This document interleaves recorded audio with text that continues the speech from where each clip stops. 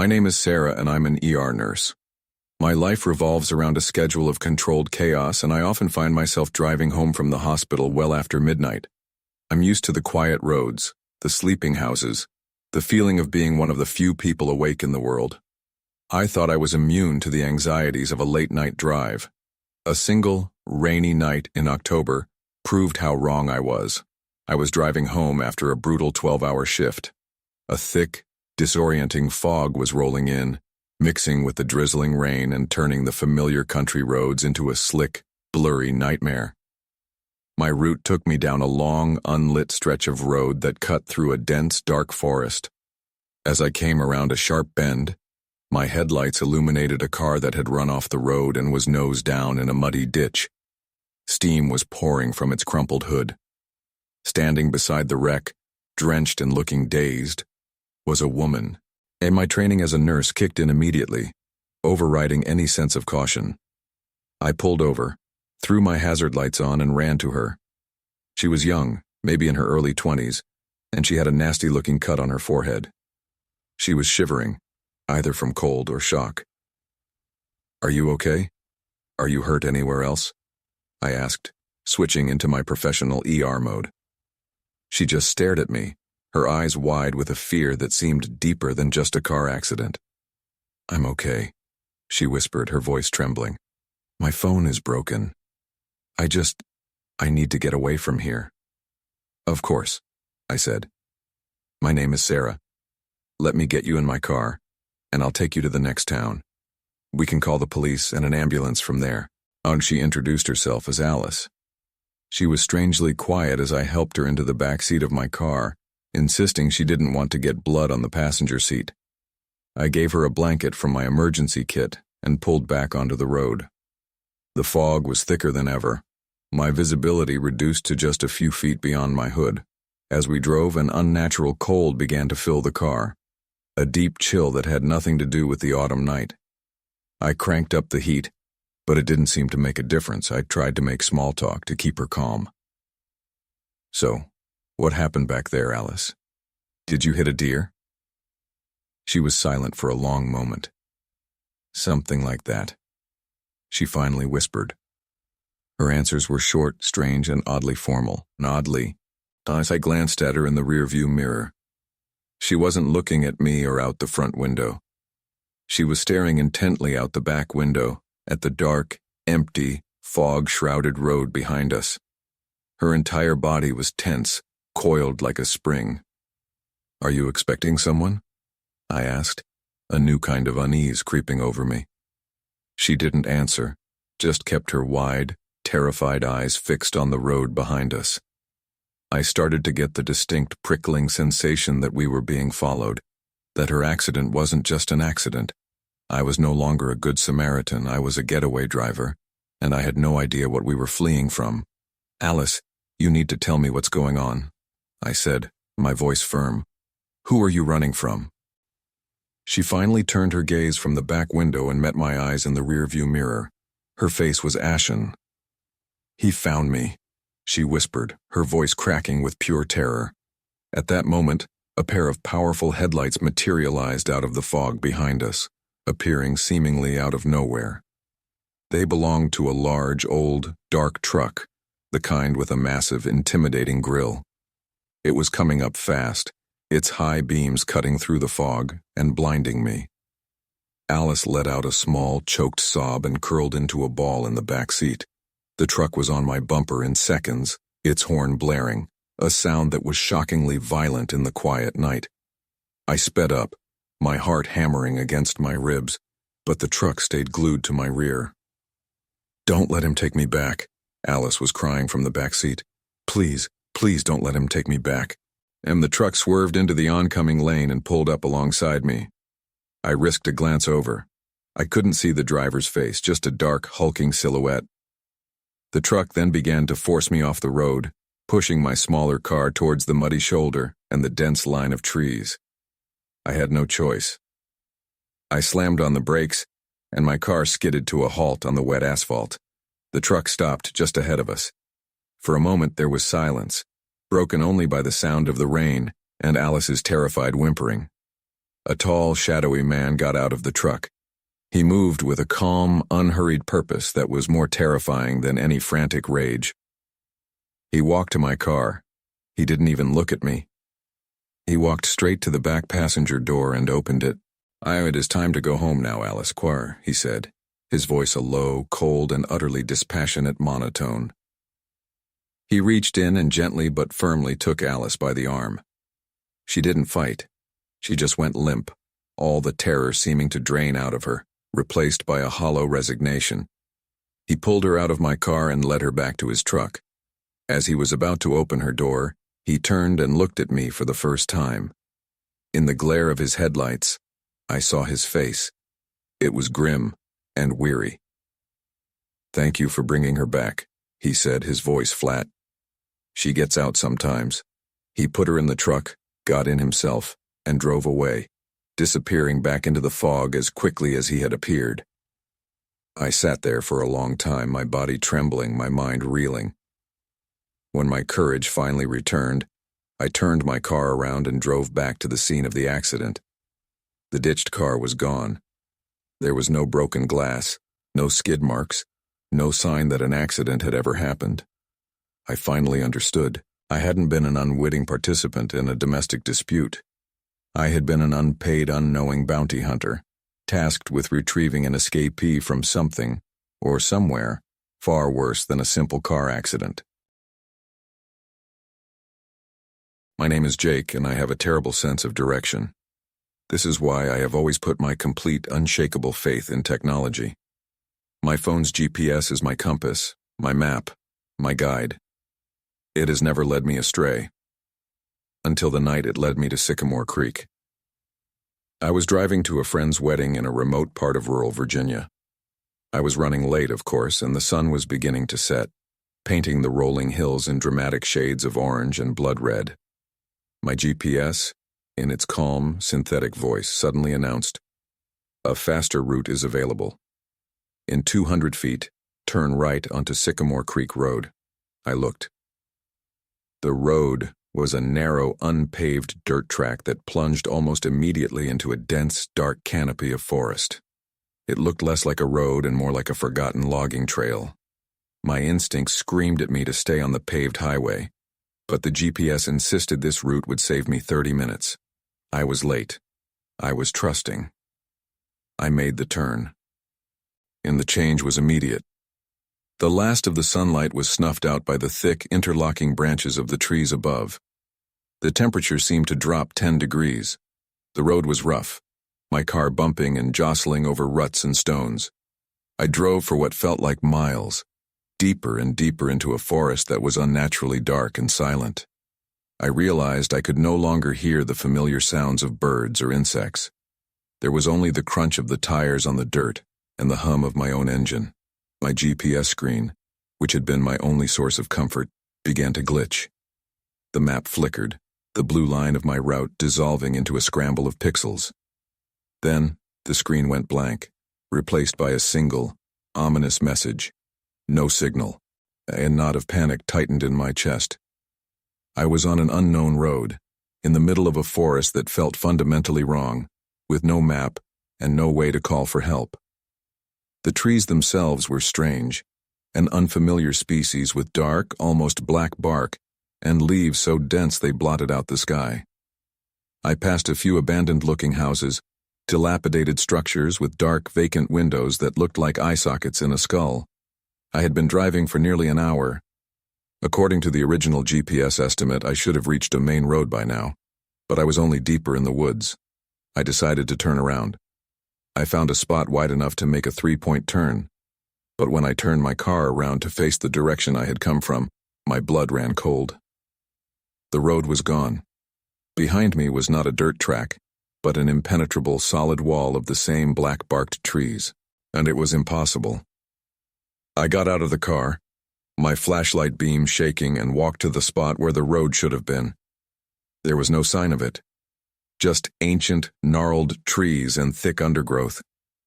It was as if the forest had healed itself behind me, swallowing the path whole. My only choice was to go forward. After another 30 minutes of driving through the suffocating darkness, the road ended. It opened into a small, dilapidated town nestled in a valley.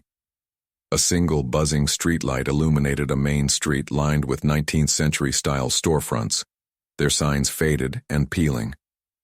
A weathered wooden sign at the edge of the clearing read, "Welcome to Sycamore Creek. Population, 42 inches." And the town was silent, but not empty. I could see a few people, figures moving slowly in the shadows. A woman staring out of a second-story window. A man standing motionless on a porch. As I coasted my car down the main street, they all turned to look at me, their faces pale and emotionless in the dim light. Their eyes were dark and empty. My car's engine sputtered and died. I had run out of gas. I sat there in the sudden absolute silence, my heart pounding in my ears. The town of Sycamore Creek was real. My GPS hadn't made a mistake. It had led me to a place that shouldn't exist, a town that was not on any map, a place that seemed to be trapped in time. And as I sat there paralyzed with fear, the figures I had seen began to emerge from the shadows. The woman from the window, the man from the porch, a few others from the dark alleyways. They began to walk towards my car, their movements slow, deliberate, and perfectly synchronized. They didn't speak. They just walked, their empty eyes fixed on me. I was no longer a lost traveler. I was a new arrival. And as they formed a silent, closing circle around my dead car, I finally understood. The population of Sycamore Creek wasn't 42 because people were born or died there. It was 42 because that's how many people could fit. And it looked like a vacancy had just opened up. To save money on my cross-country move from Phoenix to Chicago, I decided to rent the smallest U-Haul truck and drive it myself, straight through. The most grueling part of the journey was the Texas Panhandle at night. It is a place of profound, soul-crushing emptiness. A flat, dark world under a sky so vast and full of stars, it feels like you're drowning in the cosmos. It was around 3 a.m. I was battling a severe case of highway hypnosis, the endless, straight road, threatening to lull me into a dangerous sleep. To stay awake, I started scanning the radio dial, hoping for a voice, any voice, to break the monotony. Most of the stations were just static, a chorus of dead air. But as I scanned to the very end of the AM dial, I stumbled upon a clear, strong signal, AM 580. Wait, there was no music. It was a man, speaking with a slow, calm, hypnotic voice like an old-time radio announcer. He seemed to be reading a list of mundane events, a kind of local police blotter for a town I'd never heard of. 1:47 a.m., the voice droned. A report of a dog barking at 124 Oak Street. All quiet now. 1:52 a.m., a blue sedan with a broken taillight was observed running a stop sign at the corner of Elm and Main. 2:03 a.m., Mrs. Gable at 314. Chestnut Lane reports the sound of her cat scratching at the back door. It was just the wind. It was bizarre, but strangely calming. I listened for about 20 minutes, the announcer's voice a soothing, monotonous presence in the cab of my truck. Then, the announcer's tone shifted just slightly. In 2:24 a.m., he said, reports are coming in of a lone U-Haul truck heading east on Highway 287. Pennsylvania license plate. Contains the letters KVP. My blood ran cold. That was my truck, my license plate. I felt a jolt of pure adrenaline-fueled fear. I told myself it was a bizarre, impossible coincidence. The announcer's calm, hypnotic voice continued. The driver appears to be a woman, alone. She seems tired. She has been on the road for 17 hours. She has just taken a sip of coffee from a red thermos. I was holding my red thermos in my hand, and the metallic taste of coffee was still in my mouth. I nearly dropped it. I looked wildly around at the empty darkness outside. There were no other cars, no helicopters, no one who could possibly be watching me, and the broadcast had become a real-time, terrifyingly accurate narration of my every action. The driver is now looking nervously in her rearview mirror, the voice said, and my eyes shot to the mirror reflexively. She is gripping the steering wheel. Her heart rate is elevated, She is considering that this is just a prank, or a hallucination brought on by exhaustion. It is not. The announcer's voice was no longer a neutral report. It sounded like a warning, or a threat. The driver should not be on this road tonight, the voice continued, a new, colder edge to it. There is a car waiting for her under the overpass at mile marker 112. The car has its lights off. It is waiting for the U-Haul truck. The driver should not have been listening to this station. The driver should turn around now. And I was hyperventilating, my mind screaming. Was this a sick prank? Or was it a genuine warning from some impossible source? The overpass for mile marker 112 was just ahead, a darker slash of black against the starry sky. I had to make a choice. Trust the impossible voice or trust that it was all a lie. My survival instinct won. I slammed on the brakes just before I reached the shadow of the overpass, cranking the wheel hard. The heavy U-Haul screeched in protest, fishtailing wildly before I got it under control, facing the opposite direction. As I sped away, back the way I came, I looked in my side mirror. A pair of headlights flicked on from the deep shadows directly under the overpass where I would have been. A dark car pulled out onto the highway and began to follow me, its headlights growing larger and brighter in my mirror. I frantically scanned the radio, trying to find the station again, but AM 580 was just a wall of static. And then the voice came back, not from the radio, but seemingly from every speaker in the truck's cab at once. It was no longer hypnotic. It was filled with a cold, predatory anger. The subject is not cooperating, the voice boomed, glitching and distorted. The subject has deviated from the designated path. Correction is required. My partner Ben and I are experienced cavers. We spend our weekends exploring the dark, silent, unmapped places beneath the Earth's surface. We're drawn to the thrill of discovery, the feeling of being the first human to set foot in a chamber that has been sealed for millennia. It was this passion that led us to a remote, unnamed mountain range in Appalachia, following a cryptic rumor about a massive, undiscovered cave system. We found the information from a strange, toothless old man in a rusty gas station miles from anywhere. We had asked him about local caves, and he had given us a grim, unsettling look. "There's one," he'd rasped. "But you don't want to go there. You stay away from the grotto where the children sleep. They don't like being woken up."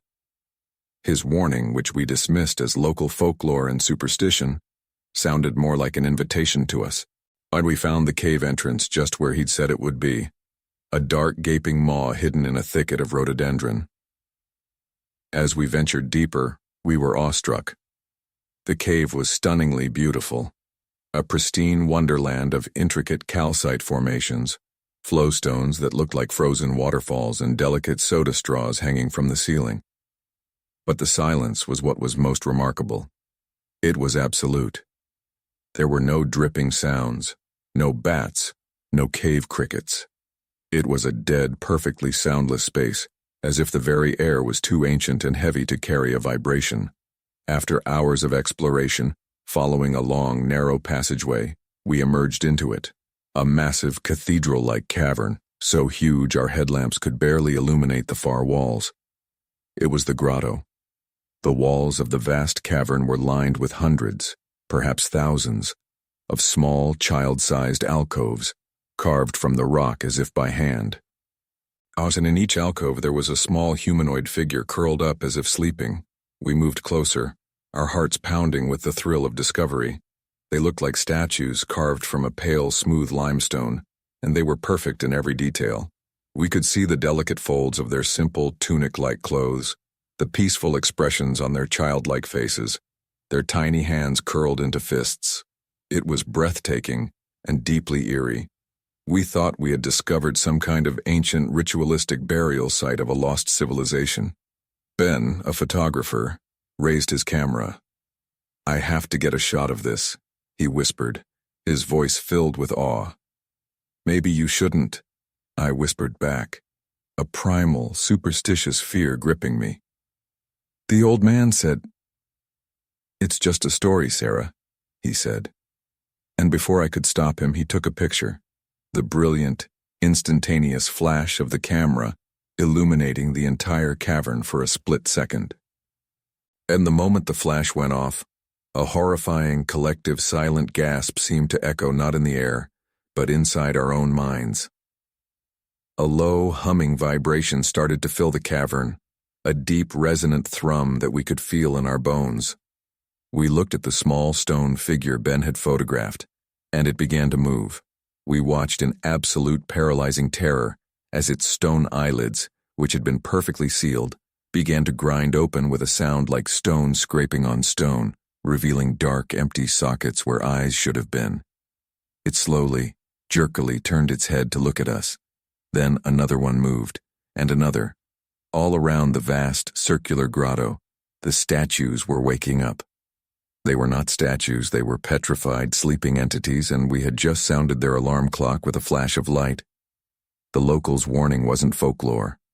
We had stumbled into a subterranean nursery, a place of hibernation, and we had just woken the children.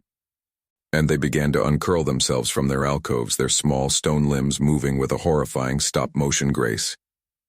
They dropped to the cavern floor, one by one, with soft, heavy thuds.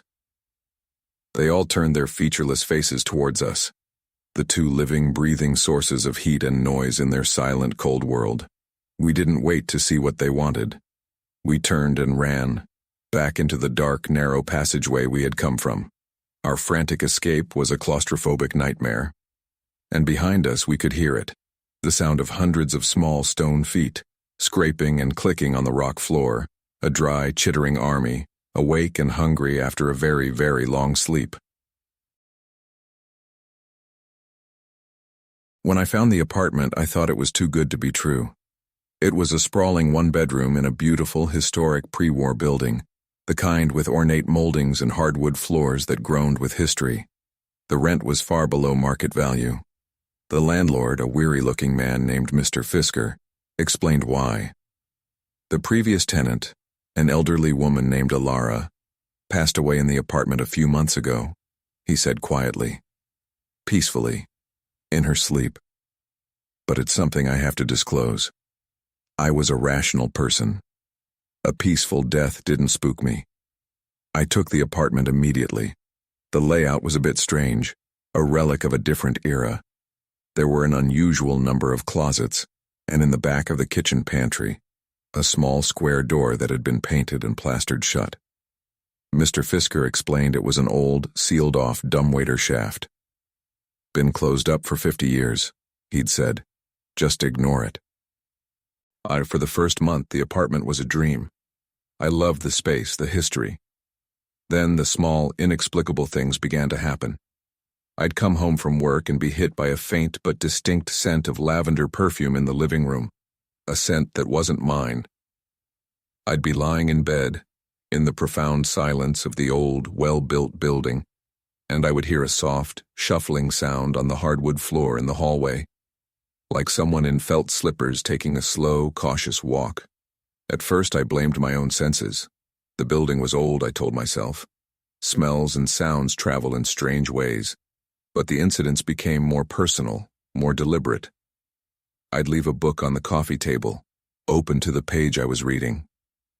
The next morning I'd find the book closed and neatly placed back on the bookshelf. I'd leave a dirty dish in the sink, planning to wash it in the morning. I'd wake up to find it washed, dried, and perfectly placed in the dish rack. And it wasn't malicious, in fact it was almost helpful, but it was a profound, terrifying violation. It felt like I was living with an invisible, obsessively tidy, elderly roommate. The feeling of being alone in my own home was gone, replaced by the constant, unnerving sensation of sharing my space with an unseen presence. I started to set traps, little tests for my own sanity. I'd leave a single coin on a windowsill. The next day, it would be on the nightstand. I'd purposefully leave a closet door slightly ajar.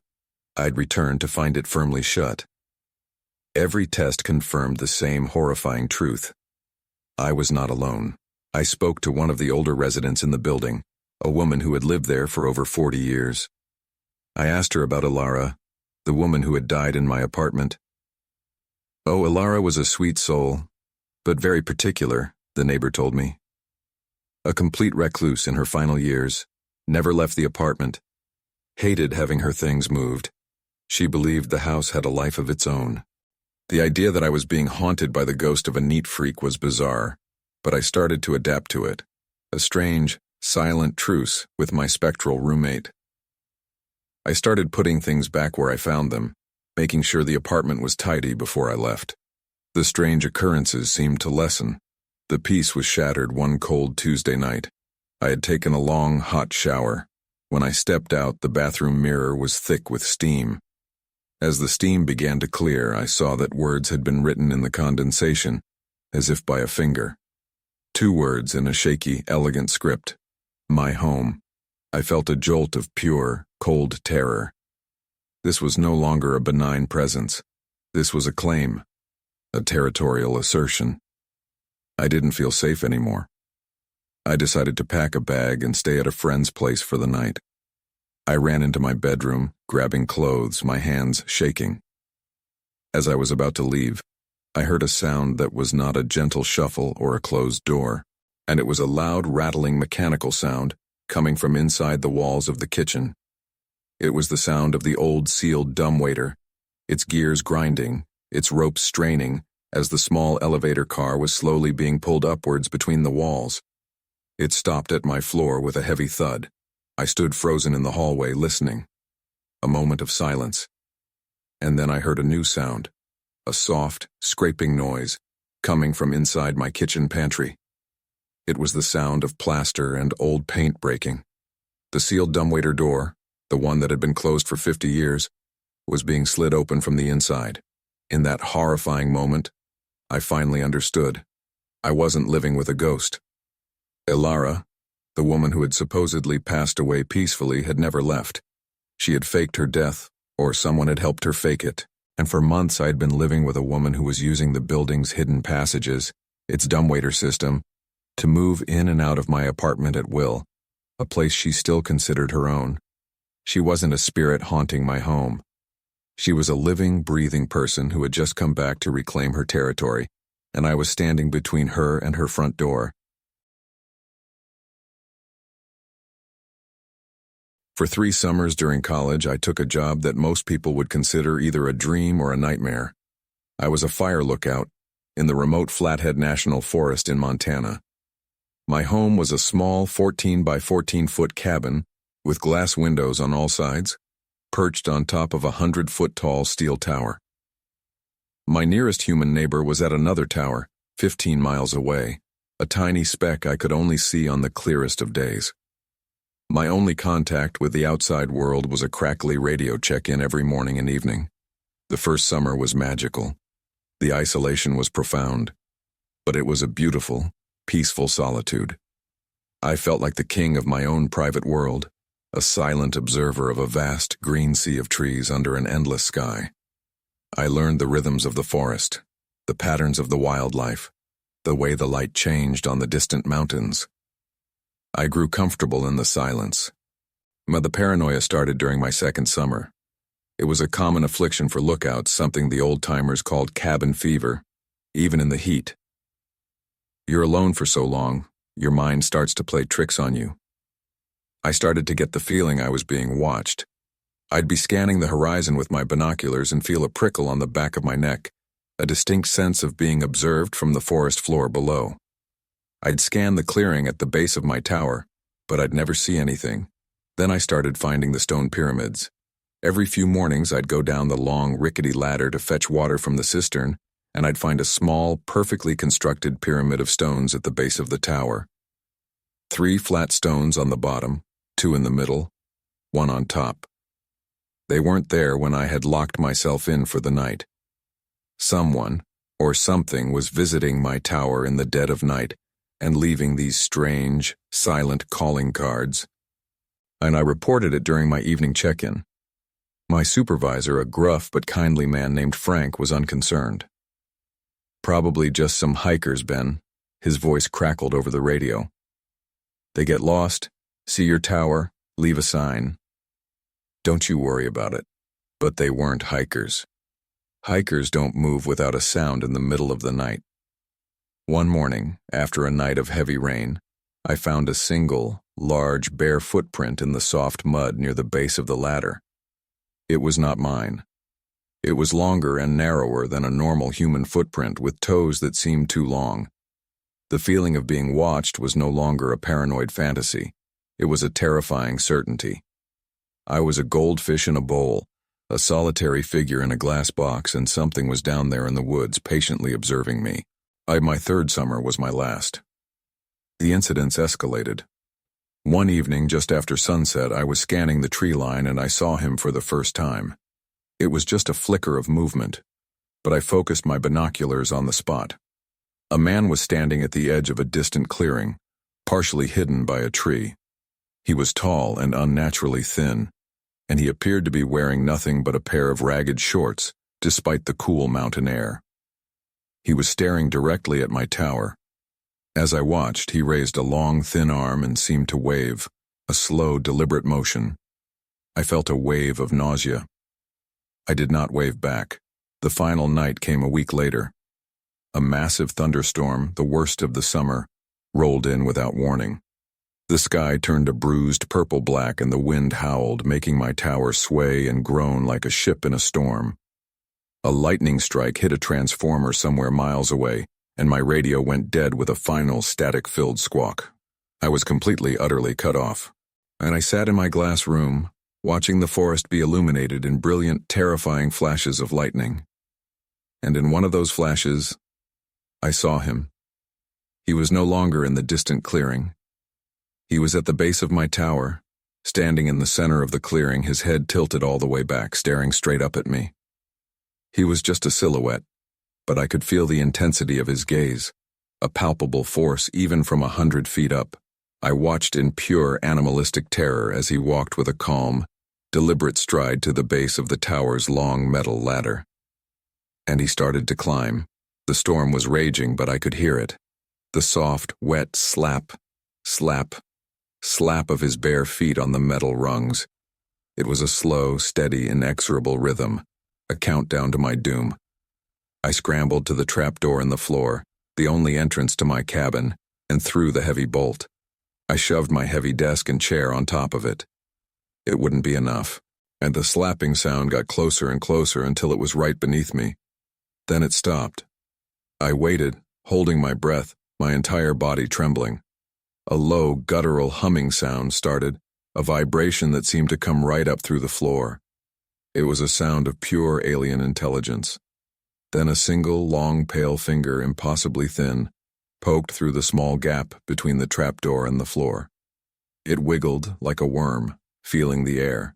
I spent the rest of the night huddled in the farthest corner of my glass prison, watching that door, listening to the humming and the intermittent, exploratory scratching of his fingers against the wood as the storm raged around us. At dawn, the storm passed, and the sound stopped. I waited for hours before I dared to move the desk and open the door. He was gone. The forest was silent again. They sent a helicopter for me later that day when I missed my morning radio check-in. I never went back. I left my post, my dream job, because I finally understood that I wasn't the watcher. I was the one being watched. I was working a soul-crushing internship at a law firm that required me to stay late almost every night, sorting and filing documents until my eyes blurred. My only way home was the subway, and I would often catch the very last train of the night on the Red Line, around 1:15 a.m. The subway station at that hour is an unnervingly lonely place. The usual chaotic crowds are gone, replaced by a vast, echoing emptiness. The air is cool and smells of ozone and damp concrete. One Tuesday night I was standing on the deserted platform, the only person there. The dot matrix sign at the end of the platform simply read, "Final train." When the train finally arrived, its arrival a deafening roar in the silence. Its cars were almost completely empty. I stepped into one and the doors slid shut behind me with a pneumatic hiss. There were only 3 other passengers in my car, all scattered, all looking as tired and anonymous as I felt. A woman in a business suit, a man in a construction uniform, and a teenager listening to music. The train pulled out of the station, and I settled in for the familiar rocking journey home. I was half asleep listening to music through my own headphones when I realized something was wrong. We had just passed my stop. I hadn't heard the announcement, hadn't felt the train slow down. I sat up, pulling my headphones off. The woman in the business suit was now looking around, a confused expression on her face. The construction worker was frowning, staring out the dark window. "Hey, did we just pass the Harrison stop?" the woman asked, her voice echoing in the quiet car. Before I could answer, the train sped through what should have been the next stop, Monroe, without slowing at all. The other passengers were now openly panicking. The teenager had pulled his headphones off. We were all looking at each other, a silent, shared fear in our eyes. The train was moving faster than I'd ever felt it move before, hurtling through the dark tunnels. I looked at the digital display that normally showed the next stop. It was a flickering, nonsensical scramble of red symbols and static. The train then plunged into a section of the tunnel that was completely dark.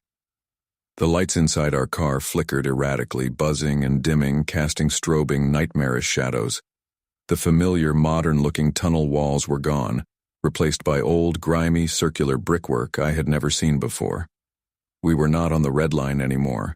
We were on some old, forgotten track, a ghost line deep beneath the city. We sped through a few ghost stations, platforms that were built decades ago but never opened. They were covered in a thick layer of dust and decay, their tiled walls covered in strange, graffiti-like symbols. The train finally began to slow, its brakes screeching in the darkness. It came to a halt in one of these dark, abandoned ghost stations. The only light came from the flickering emergency lights inside our own car. With a soft chime, the doors slid open. Outside on the platform there were people, dozens of them. They were standing perfectly still, like a crowd of wax figures. They were all pale, dressed in dated clothing from what looked like the 1940s and 50s, and they were all staring silently into our train car, their expressions blank and empty, their eyes like dark, hollow pits.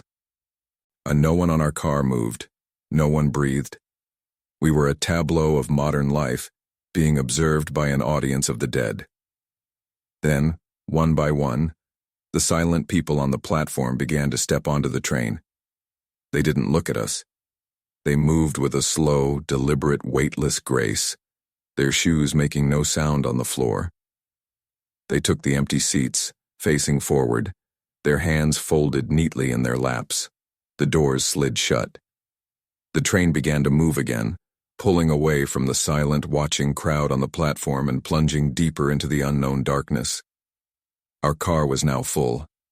My 3 living companions and I were huddled together at one end, a small, terrified island in a sea of silent, pale entities. I finally understood. This wasn't the last train home, this was the last train somewhere else, a final spectral shuttle service, and we had just taken on a new load of passengers. The journey continued for what felt like an eternity. The train car was completely silent.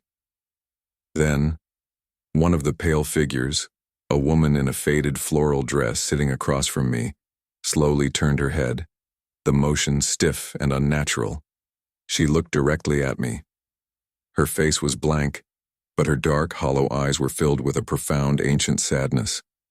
And then her thin, pale lips parted, and she began to speak, her voice a dry, dusty whisper that sounded like it hadn't been used in a century.